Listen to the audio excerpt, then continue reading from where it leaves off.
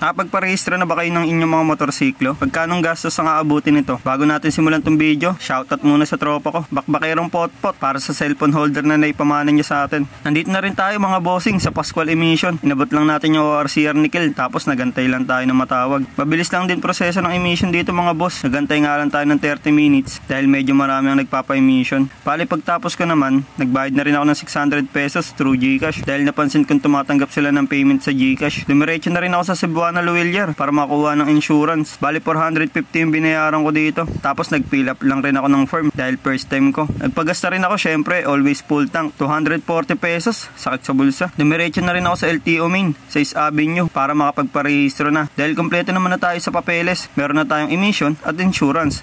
Bali nagpa-check na rin ako kay Sir Ronnie for inspection. Hindi ko na na-videohan to.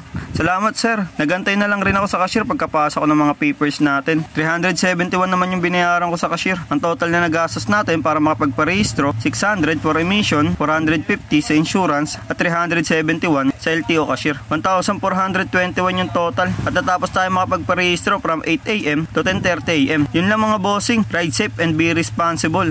Sheesh!